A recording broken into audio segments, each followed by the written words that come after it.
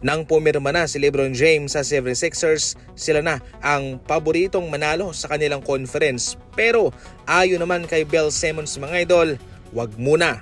Tigilan muna yung pagiging excited sa team na to.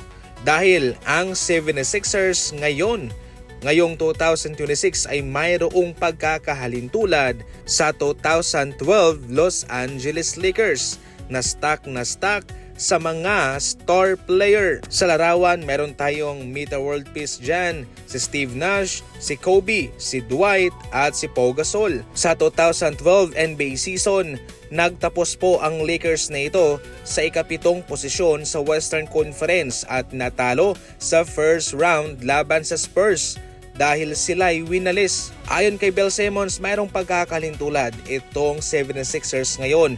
Kung makikita mo, tama, malakas naman sila sa papel.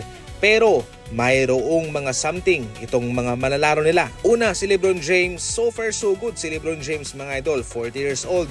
Pero napakalaki pa rin ng kanyang kontribusyon at impact para sa kanyang kupunan.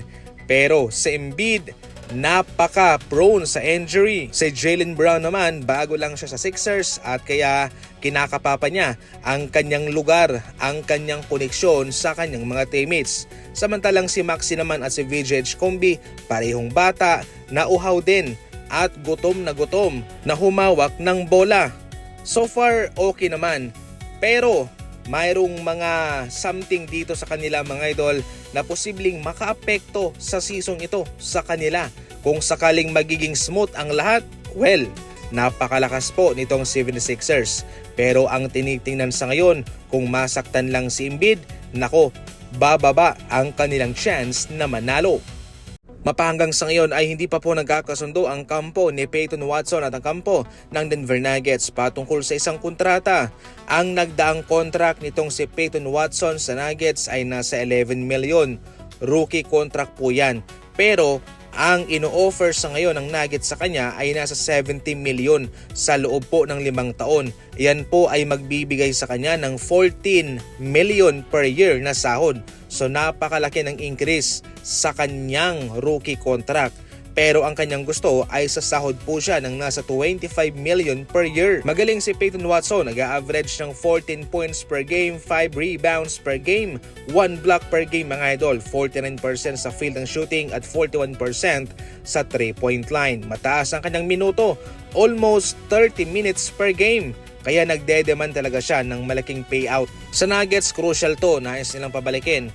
Pero kung sakaling hindi sila magkakasundo, pipirman na lamang po ng qualifying offer itong si Watson na nasa 6 million at posibleng umalis sa free agency sa susunod na season.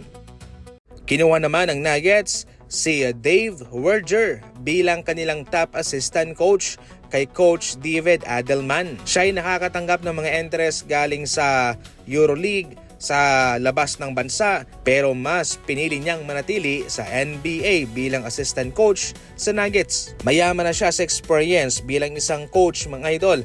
Palipat-lipat na siya sa ibang team, sa Memphis Grizzlies, sa Sacramento Kings, sa Milwaukee Bucks at sa Philadelphia. Siya po ang kinuha ng Nuggets dahil sa kanyang experience na makakatulong sa kanilang head coach na si David Adelman. Para sa mga NBA Fast Break balita, tumuto ka lang, and as always, thank you for watching.